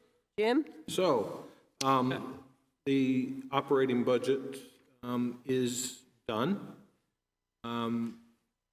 And we have implemented all of the changes brought forward by the Board of Selectmen. You do have some motions in your packet to reflect those changes, but I'll give a quick summary of where we are at. The current budget general fund is $15,803,178. The water fund is $1,609,289. Electric, $10,388,929. Sewer fund, $1,691,655. And Pop Whalen, $231,593. That gives us a proposed budget of $29,724,644. Then we track in the capital outlay requests and the adjustments made by the Board of Selectmen. We'll discuss shortly. That gives us a total proposed operating budget that will go to the Budget Committee. The books are actually already printed for them, and there will be an update online as well. But that budget request all in with capital outlays, $30,301,103. A couple of items that we have recently been made aware of. Some unfortunate news regarding our property liability insurance. We were anticipating, or we were advised to anticipate an 8% increase. That actual increase came in at 13.7%. So we're going to have to do some work on that. We've also made the adjustments to the administrative allocations. We've got more work to do on that next year, but I think we've got a good plan going forward with Casey on that. I'm sorry that the projector's not working. I did have this up on the screen for review. So that basically summarizes the budget, which is now at this point, once you go through these motions, will actually be rolled to the Budget Committee in that process Tuesday evening in the library. So if you have any questions, I can certainly try to answer those for you. Do you have any questions? We can start down motions. For the non-union raise, payroll taxes, retirement, workman's comp, as approved by the Board of Selectmen at our last meeting, and we gave the non-union workers a 4% raise. The general fund increase will be $67,511. The water fund increase will be $5,906. The electric fund will be $7,681. The sewer fund will be $1,752, and the Pop Whalen will decrease $2,956. And I move that we add $78,142 to the budget based on each of those funds. Do I have a second? Second. Any further discussion? All those in favor? Aye. Oppose? My second motion is to increase the property liability insurance, which is account 01-41960-480, from $153,000 to $800, from $153,886 to $168,592, which is an increase of $14,706. Do I have a second? Second. Any further discussion? All those in favor? Aye. Opposed? And my third motion is to make the administrative allocations as followed. The water fund increase of $9,536. The electric fund increase of $39,782. The sewer fund increase of $2,650. And the Pop Whalen Enterprise Fund decrease of $1,991. So the total administrative allocation is $49,976. That's the increase. Do I have a second? Second. Any further discussion? All those in favor? Aye. Opposed? All right. Then, on that one sheet, one of you guys can make the motion related to the 2022 operating budget. Yeah, I'll make a motion to forward the 2022 operating budget to the Budget Committee in the amount of $30,301,103 as recommended by the town manager and the Board of Selectmen. Do I have a second? Second. Is there any further discussion? Hearing none. All those in favor? Aye. Opposed? 2022 warrant articles. Mr. Pinio. Yes, so before I get into the warrant article discussion, I do want to have a brief conversation about preliminary tax rate. We actually do have a preliminary tax rate, which we will be discussing whether or not to use unassigned fund balance for warrant articles as we did last year. To give a quick breakdown of the town tax rate, last year, the 2020 tax rate was $13.01, with $5.26 of that being the municipal rate. The 2021 tax rate is preliminarily set at $13.67, with $5.28 of that being the town tax rate. So the town's portion of the tax rate has gone up 2 cents this year. When we went through the deliberative session with the operating budget and proposed warrant articles, we were anticipating a total town tax rate impact of $5.59. We had a couple of warrant articles which did not pass.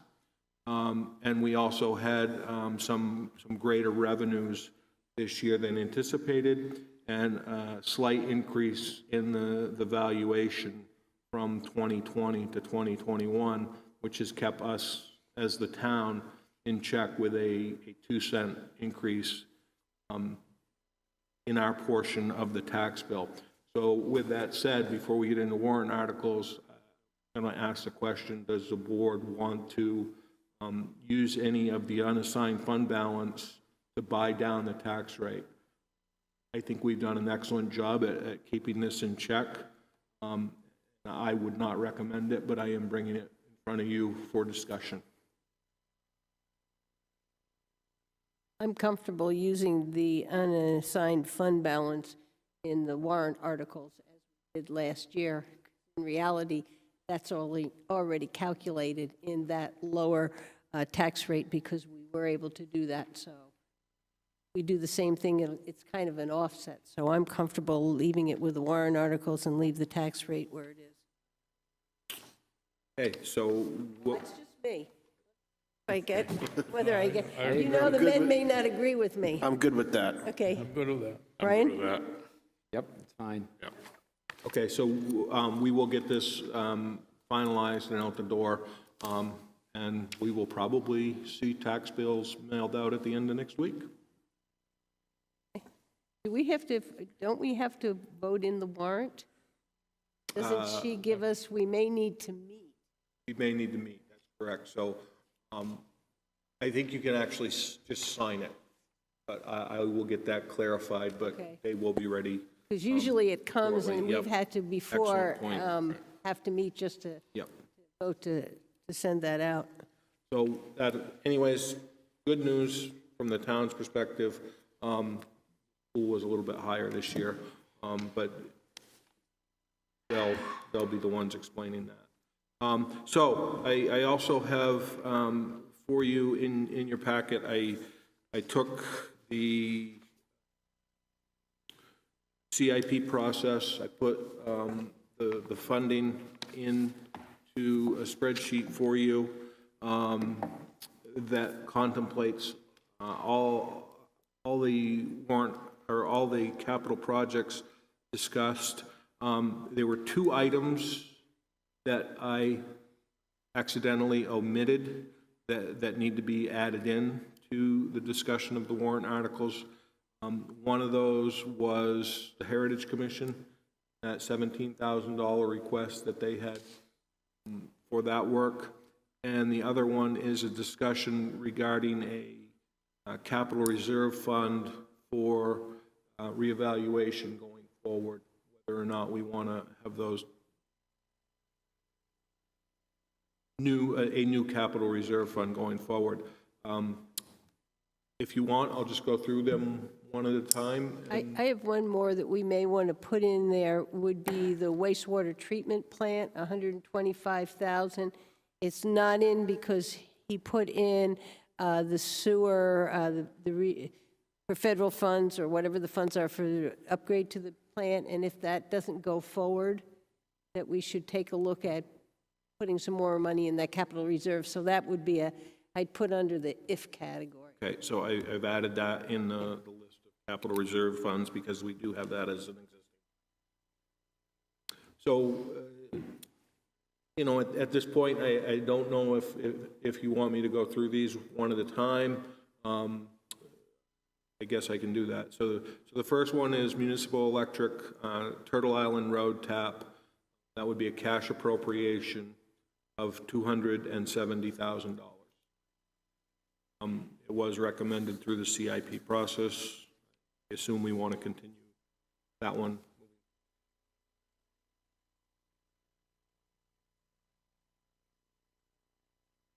Okay.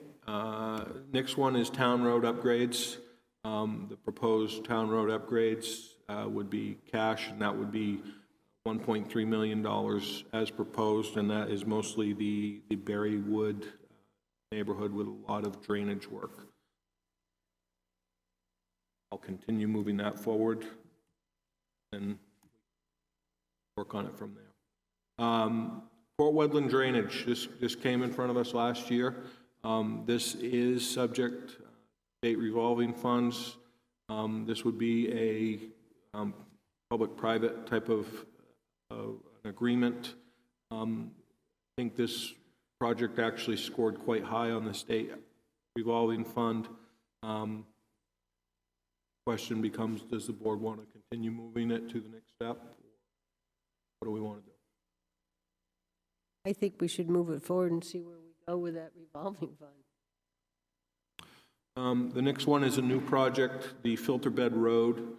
There was a proposal to create a parking lot and Memorial Park with seed money of $100,000. Thought from the Board of Selectmen on this one. And this would be cash. I'm comfortable removing it. Yeah, I think we need to You know, I focus just- our money on more important I things just right now. think it doesn't raise to the top right now. Right. Can I get the full board to support removal or? Yeah, Yes. Perfect, okay. Bay Street Sidewalks, this has been discussed for a couple of years. I believe this was further engineering for that, $55,000. I would like to see that put back in. I mean, removed. I think we've done a lot of work. We've had meetings with people in the area. We came with a basic concept. I think we should do the 55,000 to keep that project moving. You got Taylor Homes putting another building in up there. While I'm for new sidewalks and investing in engineering for new sidewalks, our existing sidewalks are crumbling in a lot of places. I'm not saying to remove that one. So I'm just saying, I'm saying that we leave the 55,000 removed. Consider that for a later date. I guess I would say you leave the 55 in and you leave the 50 in. You spent some money too already on design for the Bay Street sidewalks, right? Correct. Yeah, they held a, better term, charrette with a bunch of the stakeholders about 2 years ago. It was a lot of legwork that was put into it, and I think there's an expectation from some of those residents about the work that was done preliminarily and where are we at now. And I think we talked about the section going up to where the Boat Museum and Taylor Homes were, and we weren't looking at as big of a sidewalk. It was more of a walk path, I think is what they came. This is a very hard road because you got some houses right on the right-of-way, but up until the Taylor Homes, and the Taylor Homes has come in probably for 10 years asking us for sidewalks. I would think we should wait till the projects that are ongoing right now are finished, till they're done with the Maker's Mill, till they're done with their construction for the new Taylor project. This is not for construction. This is just engineering. Yeah, I think we could, I still think we can wait. Okay, we'll take a vote. I'll move that we add back in the Bay Street sidewalk. Do I have a second?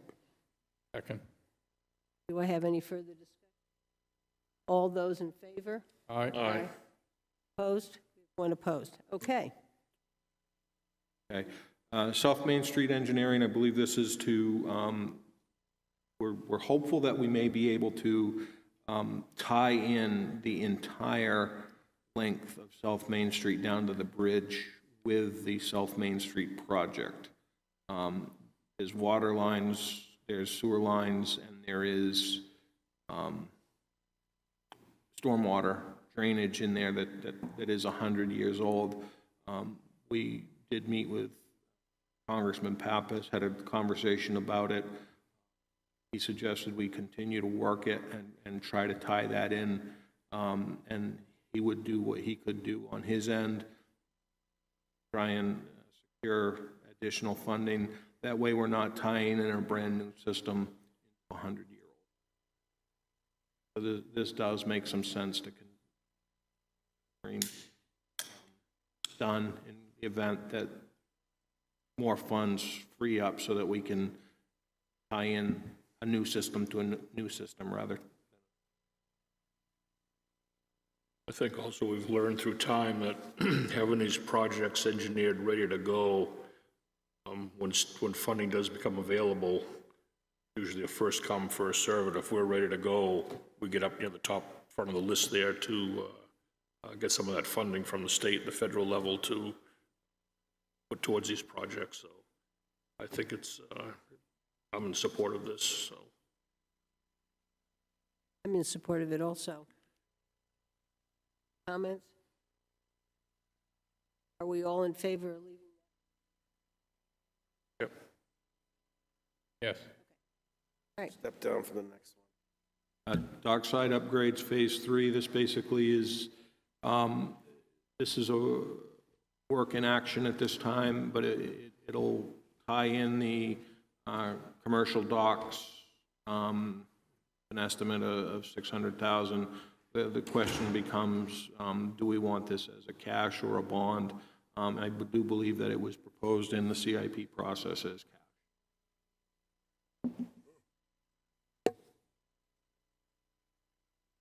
I think we should take a look at whether we want this cash or bond.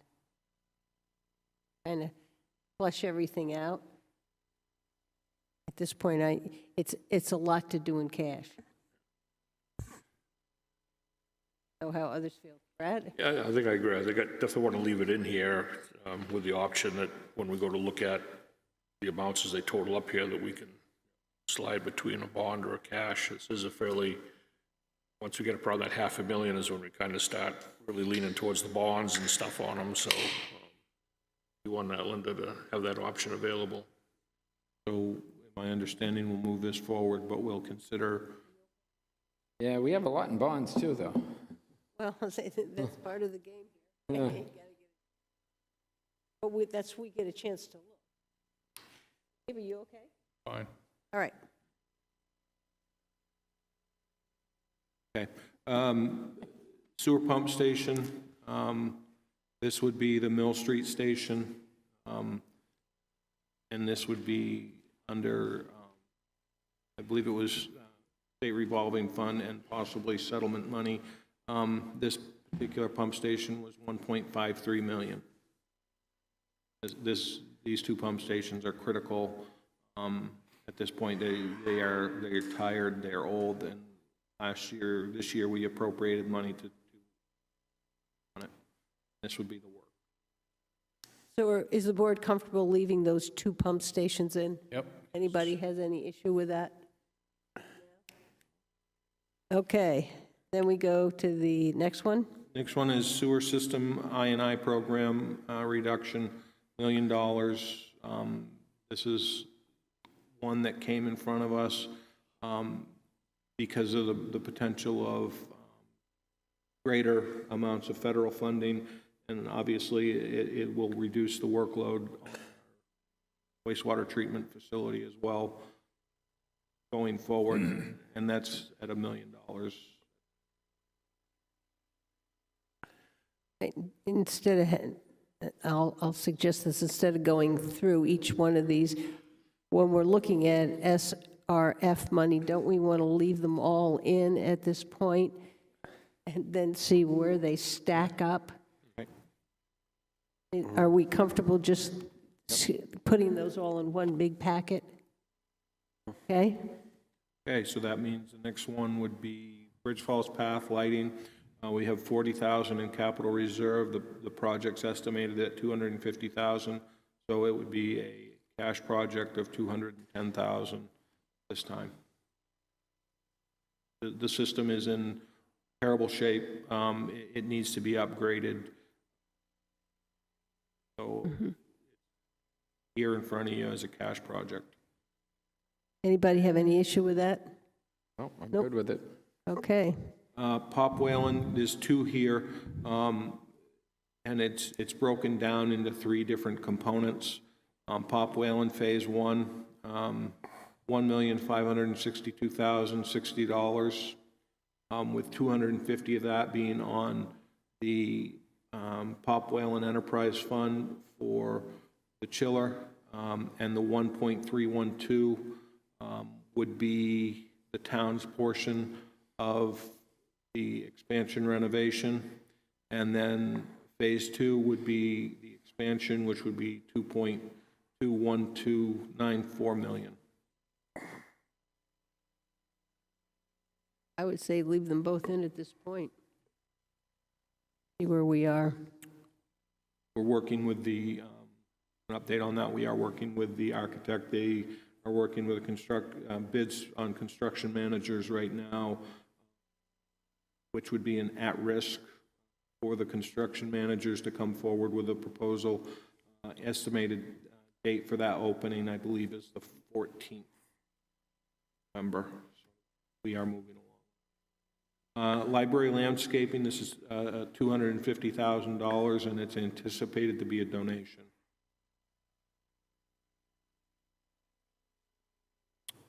The operating budget, we have that locked down tonight as far as we're concerned, and we'll see what the budget committee comes back with us. AFSCME contract, we just started negotiations this week. More will be coming forward on that. DPW, discussion regarding new employee and vehicle for taking on some of these private roads that are coming in front of us. I am waiting for, I did get a preliminary number, but I'm looking for more clarification on that number for the addition of the vehicle.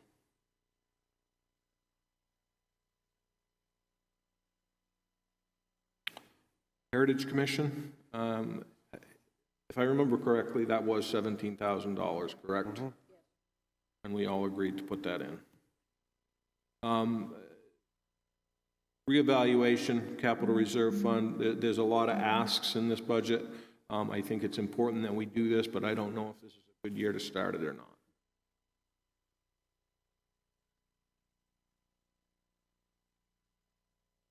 You're talking about the dockside parking lot capital reserve? No, I'm sorry, the reevaluation. Oh, okay, I didn't have it on my list. Yeah, that's that late addition that I put in. I think it's important we do it, but I don't know if this is a good year with the amount of stuff that's sitting in front of us. I've got to agree, because we have an opportunity to get some state and federal funds, which may kick us into projects that in a normal year we wouldn't do, so I'd feel comfortable holding off a year. How about other people? I go along with that. It seems like people are okay. And then the rest are just our standard capital reserve appropriations at this point. Are there any capital there's one new one, which is the town sidewalk capital reserve. But other than that, they're all our standard. Brian, you would put that one back in? If we take the other one out, No, I'm not going to take the other one out. I'd put this one back in for us to look at them all. can't put everything back in. The only one I'd like to talk about is the dispatch equipment, because I have been going to police commission meetings, and I think that the cost of the stuff that we have coming and that extra 50,000, it could be with the cost of everything escalating right now, that 50,000 is needed. I'd be hesitant to remove that line item. Wasn't it removed because it was redundant? It was a double? No, so what Luke's talking about is you got two spreadsheets. Second spreadsheet outlines some recommendations for reductions that I had brought forward to try and bring the number down a little bit. How much do we have in there for the dispatch? It's 352,000. Give me just a minute. I remember at the capital improvement program meeting that they were saying that there was 100 and that it went down to 50. I think Chief Rondo can speak on that.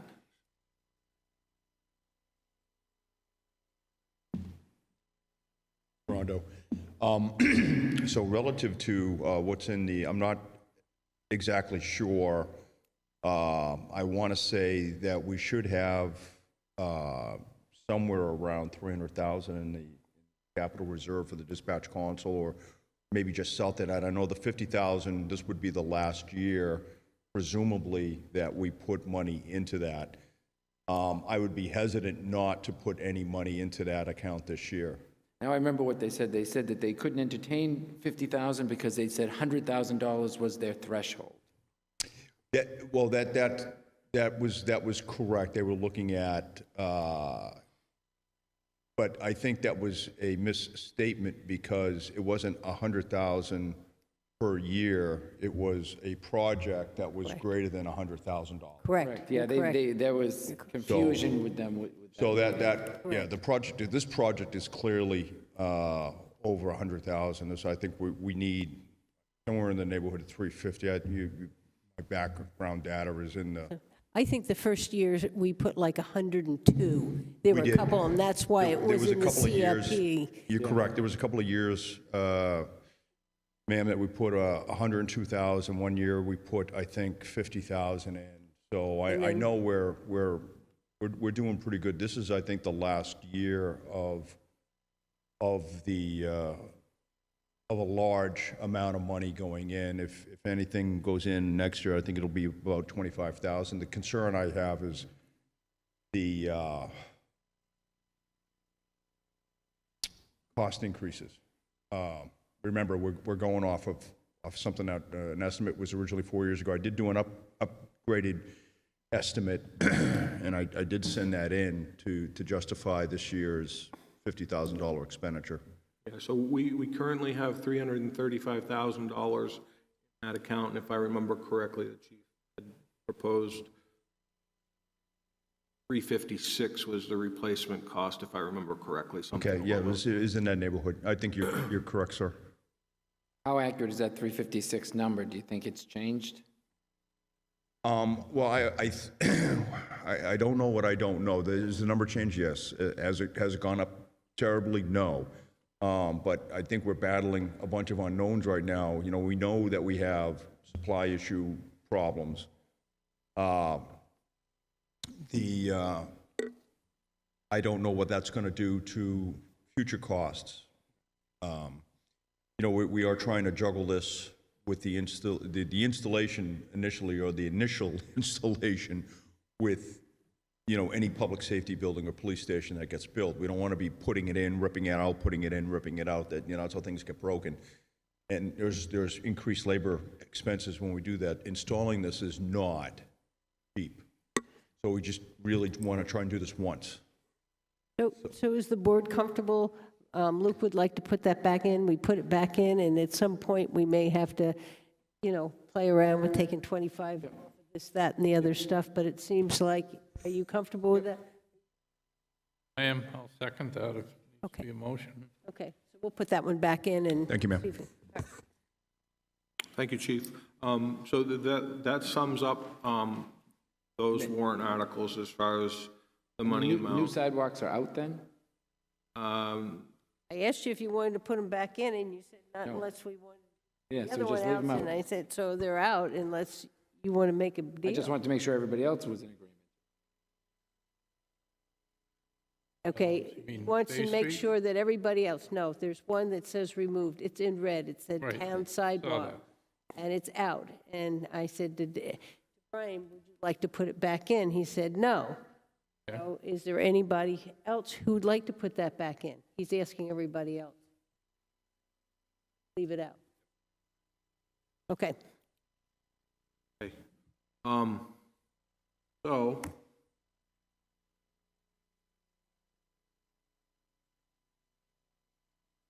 And you're, that means that the number that we have right now for cash warrant articles, 3,083,000 at this time on the general fund.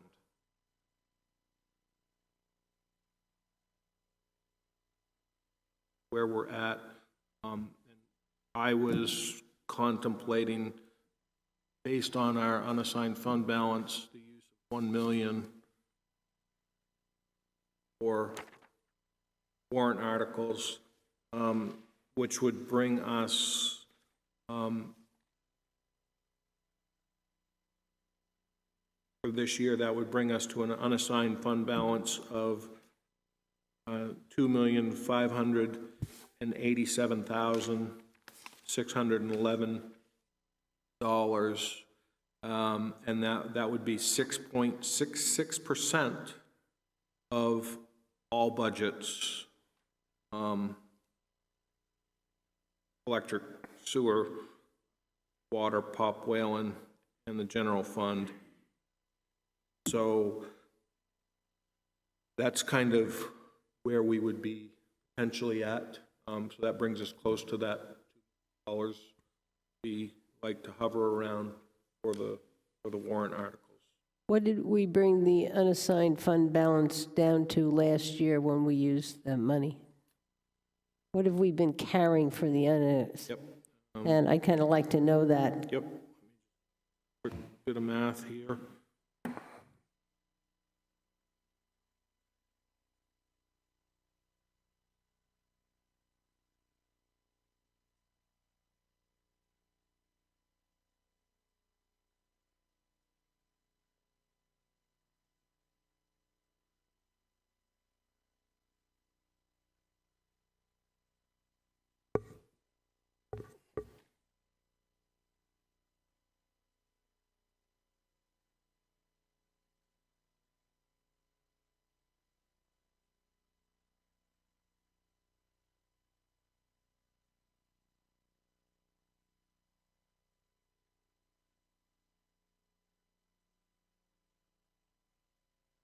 figuring that out. Is there, I guess there really isn't. Does anybody else have any questions or concerns or comments about this? Obviously, we'll be looking at this many more times, and we're going to have to, at some point, when we get better information on the SRF, decide which ones we try to go forward with and which ones we aren't. That's a lot of warrant articles to say, well, maybe. Hopefully, we can get some reporting back from. Anybody want to add anything else?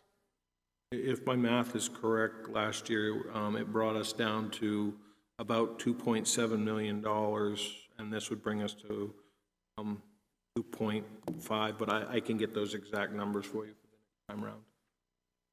Anything else you want us to look at or talk? Give you enough direction on that? I think that gives me enough to continue working through on the language on the warrant articles. So I'll get that completed, and then we can hopefully get that moving forward at our next meeting. This is a question for the board. Do we want to go into a Libby trustees meeting, or do we have really the MOU that we last time, and that we stay in it as a board meeting and we make motions related to this MOU? And I'm up to suggestions. Is there anybody who feels a need for us to go into the Friends of the Libby Museum meeting? Doing that. Yep. Okay, we won't do that. So what we have in front of us is the approval of the Friends of the Libby Strategic Partnership MOU. And my understanding is that this is, it looked fine to me, the way we read it, and then I thought we were going to sign this, make a motion, and we'd have a motion as to the need to create the business management plan. Am I correct? I Hey. wish there's, Friends of the Libby don't have anybody online or. No, they're on. They're on? For some reason, the projector's not broadcasting this evening. Alana's on, and Julie Jacobs is on. Okay. So, Dave, I thought I heard a motion coming out of you. I heard him. I'll make a motion that we sign the strategic partnership MOU with the museum. Do I have a second? Second. Okay. Is there any further discussion? Hearing none, all those in favor? Aye. Opposed? Okay, that's unanimous. And then, Brian, do you want to make a motion in terms of the business management plan and economic feasibility plan? Isn't that in the agreement? No. Am I correct? I didn't see Well, that. what's in here is that we will partner with them in developing the plans and other responsibilities and goals of Friends of Libby Museum. With an appropriate time frame and manner and vision. And we talked about, when we put out the RFP for the plans, that's where we would put the date in there that we would want to have them completed by. Yeah. Friends of the Libby Museum and the Libby trustees agree to partner in an implementation of a strategic business plan and economic viability study. While the near-term goal is the restoration expansion project, Friends of Libby also envision a Libby, which will be a broad-based community and regional teaching center for natural history. Okay, fine. I thought we were going to have a second motion. Maybe that was, the second motion was to whether we were going to bond it or not, or we weren't going to. I'm fine to leave it, just. Yep. We're all done. We sign it, we send it over to the Friends group, and get it back, then we can move forward with the next step there, getting these plans started.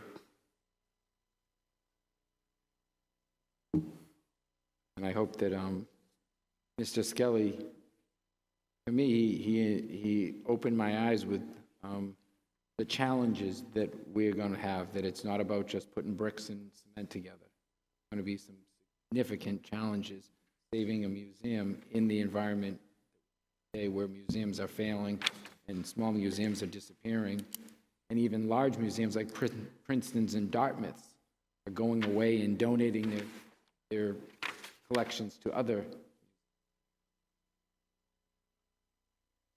Okay. Any other business? All righty, committee reports. I'll start down here with you, Brad. Hey, yeah, last night we had a planning board meeting. Had a couple of projects in. One was Brewster Academy was in for their phase 3 of their Rogers Center project, addition going on to the building. And let's see what else we have in there. Oh, there was a path in there for the Harriman Hill project to bring a path down to 109A, traveling down the sewer line. And there was a call right now. Then also on Monday morning, went up to the RIB site. Dave Ford put on a very nice presentation and tour of the project, all completed up there, or basically 99% completed. It was very impressive, looked very nice up there. Appears to be working, and it was all very good, as well attended by a lot of the engineering firms that worked on it. DES was up there, Linda and I were up there. It was a very nice presentation, a nice walkthrough up there. So You'd never recognize it as the place we had 10 years or so ago. Yeah. That's it for me. Okay. Dave? All I had was budgets, and more budgets. I missed a couple of meetings that I usually go to because of that. I think we all went to the charrette. I ended up going to the charrette in the evening because I had something during the day, but we all ended up there. I've been to probably 2 or 3 library trustees and search committee meetings. We have 3 semifinalists. The interviews will take place this coming Monday. All of the applicants are from out of state. I met with a guy named Andrew Lester, who has put together a master bike trail, and that document has been sent out to the board. I meeting with last night, Wolfeboro 2021, and we raised our $2,500 for the fireworks. We're still trying to raise money to help us put on programs, but we're moving along with that. We're hoping to do it in person, have some stuff up here at the Great Hall. We're doing a scavenger hunt that will be a week long. We'll start it on the Monday after Christmas, and so it'll be do it during the week. So we're still working on all of the entertainment, and that's all I have. Luke? I think the only item I had was the charrette. We didn't have a zoning board. And I went to the stakeholders and then to the first public session. Very well attended. So, I had a nice conversation with David Skelly from Yale Magazine to help us with a vision for the Libby. I attended the charrette, which was informational. We all, I think, didn't we all attend Cindy's retirement? Did. Yeah. Did. Can't forget about that.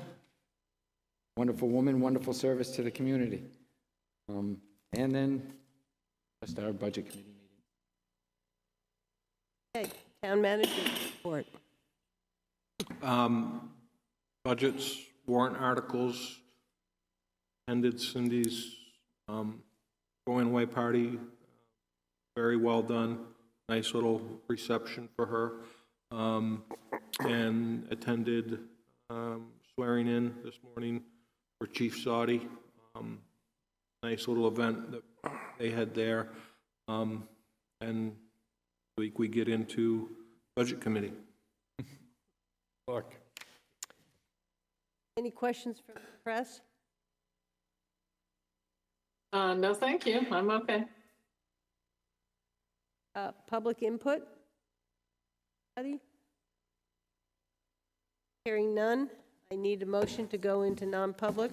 So move. Do I have a second? Second? Brad? Yes. Yes. Linda's yes. Yes. Brian? Yes.